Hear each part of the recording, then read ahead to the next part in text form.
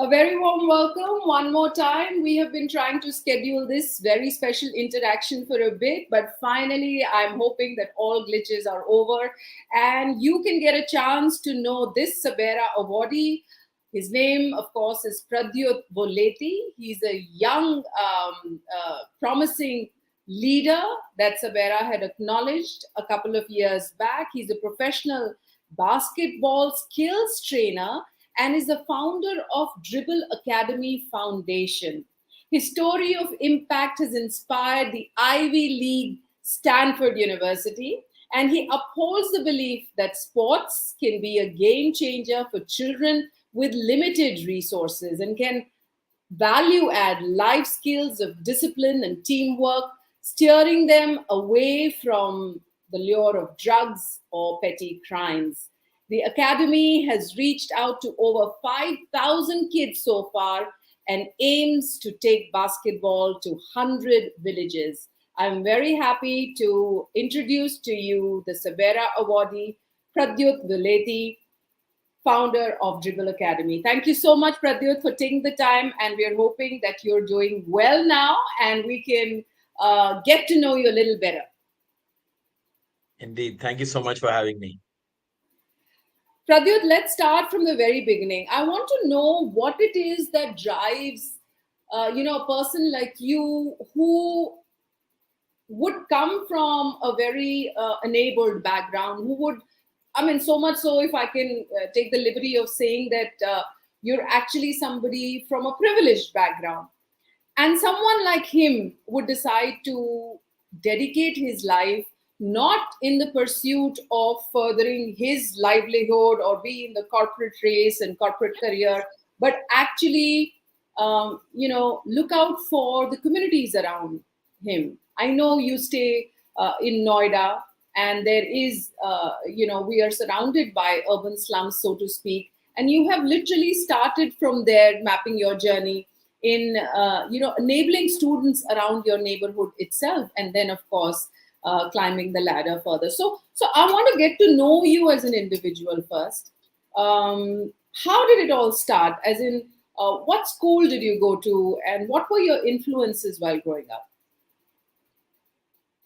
Right. So, a lot of questions within that one question. I'll start with the first one. I went to Mayo College. That's where I fell in love with basketball. It was a game which was very popular. A lot of teams. I went to the US for a summer holiday and played basketball, and that's where I fell in love with the game. Uh, and Yeah, basically, basketball was the most important part of my life growing up. And I felt that if I could use this to channelize the energy of the youth in the right direction, I could, add value to their lives in some way. That's where basketball happened. I did my undergraduation in psychology and I did my post graduation in clinical psychology with a special area of interest, which was substance abuse. And I used to intern at a rehab center in Delhi. Uh, for about 2 years while I was completing my master's, working with people suffering from substance abuse, psychosis, sometimes even both. And That's where it dawned on me, where I felt that the youth, especially, was going more towards it, and there were no real outlets for children, especially in the villages, especially in the slums. Though substance abuse as a problem has grown or increased amongst all sections of society, Correct. but uh, I felt that sports was something which could really, really channelize the energy. And it's already been proven across the world where sports has been used in disturbed communities in the project areas in the United States. The NBA does a lot of programs such as the NBA Cares program. Some of the players come from very difficult backgrounds. And I felt there's not much happening with sports in the less resource community in the country. And that's where I was like, why don't I adopt the village right behind my house, set up a hoop? Friends and family donated some money, and we started with 2 to 3 kids, uh, just teaching them basketball, my driver's children, and that kind of grew over the next 6 months to 1 year to 200 to 300 children. And yeah, now we work with about 5,000 kids in 8 villages across UP and Rajasthan. Wow. Pradyut, but coming from Mayo College, I mean, Mayo College is a college that is a very, it's looked up to in terms of the kind of education that it provides and the kind of people that it caters to. And most of the students have a trajectory of getting onto a corporate career. Of course, most of the others would be taking on their maybe industries at home and things like that that are already running. Um, so how is, and also Mayo College is considered to be a good college in sports, but specifically in squash. So how is it that you started with basketball in Mayo College, or were you always a sporty kind of a person with a lot of energy and wanting to do something in sport, or was it something that happened by accident? Yeah, I mean, since childhood, I was more into studies than academics. I kind of struggled with academics all my life to a great extent. Uh, so sports was my outlet, and then my parents decided to send me to boarding, uh, thinking that might, of course, kind of if he wants to do this, and it's kind of that thing. I was studying in a day school in Noida, and neither of that was happening, nor academics nor sports. So, through a common friend, we got suggested to go to Mayo and check out the campus and everything. And that's where we started. Everybody chooses a sport. Sometimes you play a few different sports, and then you kind of get to know which sport you really want to go all out at. And basketball happened to me that ways. Where I grew up the ladder, I became a part of a school team that kind of motivated me to go even further. I played for the district, for the states. I played for Delhi at the national level. Uh, so yeah, I mean, growing up, Nice. it wasn't like the thing that I didn't know whether I'd be wanting to make a profession out of it. Right. Of course, that did not happen till I finished my master's in clinical psychology. Uh, Yeah. there So was not even. how did this transition from, excelling at sports, taking it on as a default because academics wasn't something that, lured you, and then going on to doing psychology, and then finally, literally mixing the two as far as sports and psychology is concerned, and enabling the marginalized. So how did psychology aspect of it happen? Yeah, I was when I was growing up, of course, I mean, finishing class 12th, I was interested in psychology. I wanted to pursue it. There weren't many colleges in Delhi University uh, which were like, which had psychology. The only boys' college which has psychology is probably Zakir Hussain. Otherwise, it's all the girls' colleges like LSR or JMC and Really? stuff like that. Really? So That's there's kind of not many colleges in Delhi University which have psychology, especially like a Stephens or a Hindu or an HR, SRCC. None of those colleges have it. So at least till when I was starting up. So I decided to go to Bombay.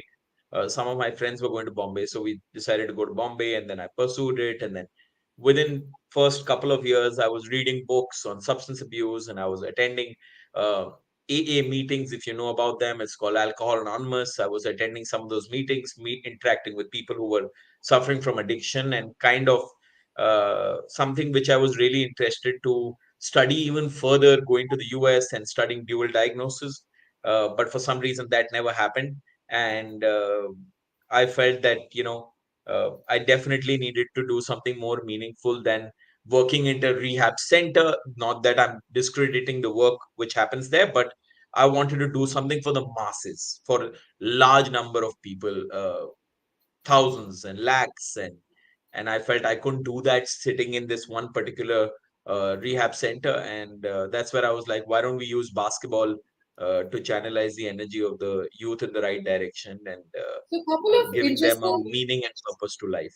interesting things that are coming out. First, of course, it's alarming to know that there are no boys' colleges that really cater to psychology. I mean, that is something I wasn't even aware of. It's the courses are also gender biased, is it?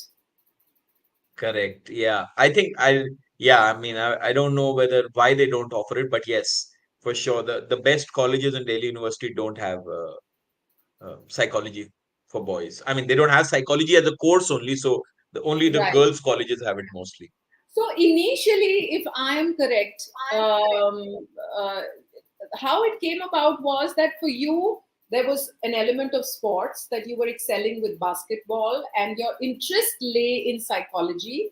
And uh, then how did the third aspect kind of come into the picture in terms of um, serving the marginalized? While everybody does it in a small way, right? We all try to do good in a small way. But what was that trigger that, kind of was the turning point where you thought to yourself, yes, this is going to be my course in life now? It's not going to be a corporate career, but it is going to be working with the marginalized, and empowering, young girls through basketball. Yeah, I mean, while I was starting the project, it was the initial year in Geja, was just like a sabbatical year where I was teaching basketball in my society and the village. But the kind of growth we had, the kind of response we got, the kind of people who kind of came together, my friends, family, donors, just people who really wanted to see impact through sports came together. That's kind of what made me feel. Of course, the achievements over the few periods of years from 2016 to around 19, the media coverage, everything. But in general, I think it was a sense of purpose. If you ask me honestly, you're not going to match the corporate salary in a not for profit sector. I mean, it's difficult unless you are like the top notch NGO CEO, probably then you can match a corporate job salary. You're not going to match it usually. Correct. So if you're going to try to come here for the money, that's not going to happen. But at the same time, I think the CSR bandwidth of sports or in general has grown in the last 10 years, where you can draw a salary, people can earn a small amount of money, you have particular budgets. And so it's not, some people think it's completely pro bono, right? So it's not, that's not the case now with corporates funding programs and etc etc. It's not a completely pro bono thing. um, but in general, I think the kind of satisfaction, the kind of achievements, a small village in Noida going on to defeat the top schools in the city, uh, children from here going on to get selected for the Junior NBA Championship in Orlando, defeating all the schools in Noida and Delhi, um, and getting now, we have two boys who are in Bangalore studying over there and pursuing college on a full scholarship. We have over 10 children who graduated from school this year. A Delhi University college captain from Ramjas is a product of Geja village. She started basketball there. Uh, she's now wanting to prepare for CAT and eventually get into a business school. So those kind of kids who did not have any means in terms of going up the ladder, and also seeing the gap where there was nobody. Literally, I think when I started, I couldn't come across not for profits in India who even had the slightest interest of investing into sports for change, when I started. Of course, now there are a lot of corporates, a lot of individuals. It's still a very, very small segment of the entire CSR budget, which goes into sports. But um, that's what kind of dawned on me, where I saw these young children full of energy, full of enthusiasm in the villages, having no access to any sports. As a matter of fact, there are no playgrounds till now. There are no public parks which have sports amenities. I think the government needs to do a really big job, and the corporates need to kind of come together to really say, if we want to make India a sporting nation, we got to make sports accessible for all first. Leave Right. us everything else, which is high level talent and making a Yao Ming or like the top level talent of the country. The first thing is we should answer the question: are we providing equal access to all sections of society for basic sports? I understand golf as a sport might be too difficult to provide for every common man, but in general, the rest of the sports, basketball especially, it's actually a poor man's sport. So we're hoping we can take it to the streets and gullies of India. Wow, yeah, a couple of very important things that you've brought up. One, of course, I wasn't aware of this, that basketball is really a poor man's sport, because all you need is a basketball, right? And a ground to play with it. That's what you need.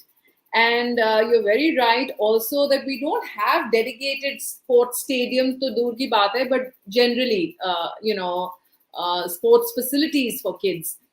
And the other important aspect that you have brought about is that a lot of the corporates, and I'm saying that from a personal experience of curating Sabera, we started out with a dedicated category to be able to recognize corporates and non-profits that are involved with, enablement or empowerment through sports. But unfortunately, we did not receive as many entries as compared to maybe, say, for example, an education or a health and nutrition. And a lot of corporates probably focus on these areas as opposed to sports in particular. So I think that is also very, very important, because sports, like you rightly said, can also channelize the energies of those vulnerable sections that are exposed to a lot of lure, maybe whether to drugs or maybe through age, maybe through peer pressure or company or whatever it is. And it can also instill that discipline in them. So that's extremely important. And being in the same vicinity as you are, I can vouch for it that really there weren't many facilities. I know there is a Noida stadium which is a few kilometers away, but you were telling me that access to that as well is very limited. Yeah, I mean, one that's 15 to 20 kilometers away. Uh, so we don't have access to any organized sport within 1 or 2 kilometers away. So, or 3 kilometers as a matter of fact. But yeah, definitely. I think um, everybody's got to understand that sports is education. Sports is not just a part of education. Sports is education. um, and the kind of values you sometimes learn on a sports field, especially losing, and how to lose gracefully. I don't think that's something which is so often taught about in the classroom. Everything is about competition in the classroom. Everything is about winning. Everything is about scoring high marks, etc., etc. But sports teaches you that you're going to lose way more number of times than you're going to win. Um, and there's only winning or losing. There's no middle thing over here, and it teaches you how to work in a team. I think now, look at some of the top corporates across the world, and most of them have had played some form of organized or team sport at a young age, and that shows or gives them the kind of ability to maneuver stakeholder management and problem solving abilities and decision making, etc., etc., which are vital for the success of any organization. So I think a conscious effort by the government and all stakeholders to kind of say, okay, whatever amount we invest every year into education or healthcare or whatever it is, we should invest at least 10% of our total budget into promoting some form of sports. Um, because I think this goes a long way now, where within 3 to 4 years of us starting our program, we have public parks where now kids have put up their own hoop on a tree and they're playing on their own. They don't need a teacher. They have learned a sport. That's what we have to do as an organization, because we need to have exit strategies after funding a program for a certain number of years. So this is what it teaches. It teaches boys and girls to play together, to respect each other. It gives them the balance of kind of also cutting off from the problems at home and coming back here, at on a sports ground for a couple of hours. So it's kind of a place where they can vent out and just be themselves. And I think the uh, the bridging of the gap between the rich and the poor today, if you look at a particular city, let's say if I look at Noida, to be asking, so one of the questions we must ask as corporates or as stakeholders is, okay, if there are 500 children participating in a district tournament in a particular city, how many of them are coming from less resource backgrounds? And the answer would that be, at least for most of the major sports, barely 5%. And that is why, where the reason comes down to saying, hey, they don't even have access to it. So schools, I think schools can play a huge role in kind of giving back to society by providing their infrastructure once a month or once in every weekend to provide their infrastructure. We have really nice schools across the neighborhood. How many of them really give their thing to a not for profit for one day a week or one day a month? I think that the government's got to make it mandatory with the EWS section of society, saying if we've given you land on a concessional rate, then you must provide this infrastructure for the community, um, uh, for a better, healthy, and active lifestyle for the entire community. So we're kind of fighting those battles, but Yeah. we hope that it's going to gradually get better. Interestingly, I just also watched that docu series or a film on Magic Johnson, and how actually sports can literally turn things around for people, whether it's Michael Jordan, Johnson. There's so many, and all of these people actually came from very limited resources and turned around not only their emancipated themselves, communities, great brand ambassadors for sporting companies. I mean, made them millions and billions of dollars. Who would have imagined? So I think it's extremely important that we as a community recognize that, and also maybe make larger provisions, like you said, in terms of enabling sports in marginalized sectors. And one very important aspect, Pradyut, what I see in you and a lot of people who are dedicated with a lot of passion in whatever it is that they're doing, essentially, I think the driving force may not be as much money as it is in corporate scenario, but the kind of fulfillment that you get with interacting with children, and not just as a success story. I'm sure you have a lot of success stories that you were sharing with us. The girl has gone ahead and become a DU captain, and various other things that you were sharing, but also on a day to day basis. I'm sure there would be many anecdotes that you know you would have, if you care to share some. I think that can be inspiring for the people who watch now or in the near future. Yeah, I mean, it's these kids basically don't give up. That's we've gone through a lot of problems in the last few years. We lost our basketball court. We had to come back to a public park.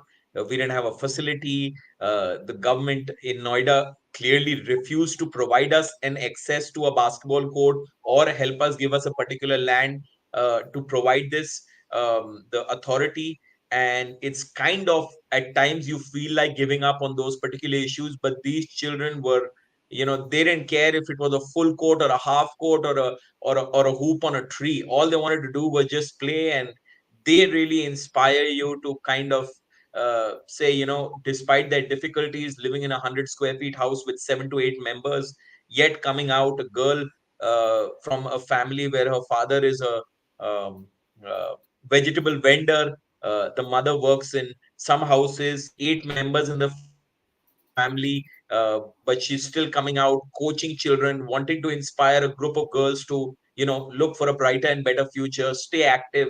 I think those are kind of the stories. Now we have children in Geja who are wanting to become engineers, doctors, lawyers, IAS officers, IPS officers, and we are trying to provide them with access to all that they can have in terms of resources to achieve whatever they want to. Basketball is just like a medium for us to um, uh, you know bring them all together. But at the end of the day, we all want to see them successful in life. We want these guys to go up the corporate ladder and become meaningful citizens for the country. And their passion, their ability to you know fight through all those problems and kind of never give up is really inspiring for not just us but for the entire community. Now we have children from the best schools in our neighborhood wanting to come volunteer with us. They come spend time, they donate their old shoes, usable items, and it's kind of become a community program. We go play in matches in different societies and they come here, and parents want to get involved. So I think if every kind of gated community or every society decides to adopt the village right next to their place, I think that's the easiest solution to solving a lot of problems. I mean, all we need is we have, let's say, I mean, I live in a society which has 700 flats. If they decide to contribute in their smallest way, I think the whole village could become a model village for the country. So rather than saying, we are going to give it to some big not-for-profit organization and donate a small amount of money, go do your own thing, establish your own setup, build something which is going to last the next 100 or 50 years. I think that's something where um, I'm trying to make my efforts to kind of inspire a large number of people living in our community and around, and especially children who are, we have a population below the age of 30, 70% of the population of the country is below the age of 30. They have the power to change for the good, and we're trying to inspire them that in your own little ways, you could do so much for society. Yeah, absolutely. Very well said. In fact, that's what Sabera is also trying to do, is to inspire people in their own circle of influence to be able to create the impact and the change that we all seek. And very valid points there, that each one, even within the neighborhood or the neighboring village or the, literally all of us have those urban slum fringes of society that are there right next to us, because that's where the support staff also comes from. So in a way, if we can empower kids from there, or however way we want to kind of utilize our very own skills. Rucha has a very interesting point to mention here, where she says that you may have also initially faced some kind of resistance from the parents of the kids of the underprivileged background, and overcoming that as well. Despite the fact that you're trying to do good, you may have faced that challenge. Did you? Honestly, no, I didn't face that challenge at all because their parents are working 9 to 9. It's domestic helps, electricians, plumbers, gardeners, um, and they're all working. So they barely have time to supervise their children. So we didn't really face a lot of resistance. Yes, for girls, some of it was there. It might still be there. There might be a certain segment of population still not coming to us. We try to do our community outreach. We try to go to parents' households and kind of mobilize them to say, hey, you know what, this is important for the overall development of your child, etc., etc. In general. So we did not face that resistance, surprisingly. And we have a great community of parents who are supporting us, who come for our events. We organize midnight tournaments because they're working, so they're not able to see it. The last time we did a 12 a.m. Basketball midnight tournament, and we had like over 500 people from the village come and see their children, because they're working 9 to 9, they don't even get to see their children shine. you know so we kind of decided we're going to do a night tournament. We got a special permission from the cops, and we did a night tournament because it's for the village, for the community. And yeah, now we have over 500 children over here wanting to play basketball. We have one basketball court, so we're hoping we can get a few more courts by the administration and kind of make basketball even bigger in this area. Wow, that's really inspiring for sure. I also, before we wrap up this conversation, I also want to know as to how did Stanford invite you to share your story of training girls in basketball, and how was that whole experience for you? Yeah, so I was actually visiting the United States for a shadow program where I wanted to go visit some of the best basketball programs. And the Stanford women's basketball team is supposed to be one of the best in the world, and they just won an NCAA championship recently. Um, so my mentor, Gannon Baker, he connected me with the head coach, Tara Vanderveer out there, and all I did was send an email about who I am and what I do, and she's like, we'd love to have you over here for 10 days. And I went there, spent time, interacted with the team. We had a player called Batuli Kamara from the University of Connecticut who, after listening to our story, came down and spent a month in India with Wow. us, and shared her entire journey. Now she's working in Africa and the entire region and setting up basketball courts all over that area for community good. So yeah, we had a small showcase of our documentary Dribbling Dreams by a very dear friend, Varun Tandon, who's a national award-winning documentary maker. It's a film called Dribbling Dreams, and it went on to the California Film Festival and a few other film festivals across the world. We won some awards for that. So the idea was just to go on and share our story with people who love basketball. America, it's cricket. Basketball's cricket for them. It's that's their true love, or rather first love. And our idea was, if we can kind of bring in their passion and show them what we are doing in India, we can kind of amplify this initiative even more. Wow, that is super inspiring considering the fact that here is a perfect example of a young leader. Of course, we're recognizing promising, responsible leaders also under the age of 30. You've crossed the age of 30 now. Of course, a few years back is when we had acknowledged you. But the idea is to be able to inspire, like you said, there's a large population under 30 years of age who have that idealistic abilities in them. They have not been, clouded by the day-to-day problems, etc., and they are the ones who can actually bring about a lot of change, or the change that we all really really so desperately look forward to. In case you who are watching are doing some good within your neighborhood, within your society, inspired, of course, also like how Pradyut said, that each one of us, we don't have to look at very large nonprofits. We don't have to look at creating a very large impact. It's only the first step that can actually translate into a bigger impact of how he picked up, students or literally children from our very own neighborhood. And then he's gone ahead to showcase the case study to Stanford and inspired other girls to go across into countries like Africa and set up basketball courts. I think that in itself, it's about taking that very first step. So thank you, Pradyut, for the work that you have done. I'm hoping that you can inspire many more people to be able to do the kind of work that you're doing. It's just about taking that very first step in whatever you're comfortable with. And yes, of course, again, I can say that from a personal experience as well, that it's not just about making livelihoods to pay for your this thing, or coming into the corporate rat race wherein what is my take home salary at the end of the year. The important part is also how fulfilled you are. If you're going to be running to psychologists and psychiatrists after having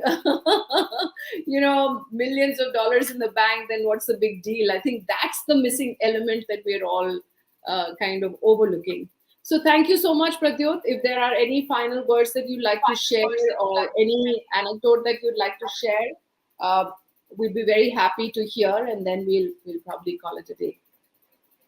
Yeah, thank you so much for having me. It's been a very insightful discussion, and I hope more people are wanting to join the movement. We want to take basketball to 100 villages by 2030. It doesn't cost a lot of money. It's just about wanting to make it happen, and then we all can come together and work as a team to make it happen.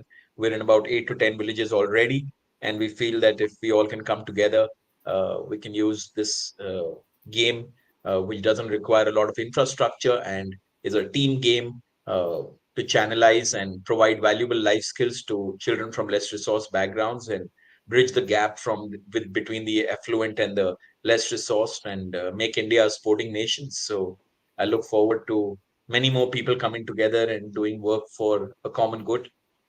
All the best to you, and hope to see many, many more people be inspired by you. And we're hoping to recognize some more socially responsible leaders as part of SABERA, whether you're an individual, whether you're an organization or a not-for-profit. We look forward to acknowledging the good work that you're doing, putting our country on the road to development. Thank you so much, Pradyut, for taking the time. Thank you. Thank you, ma'am.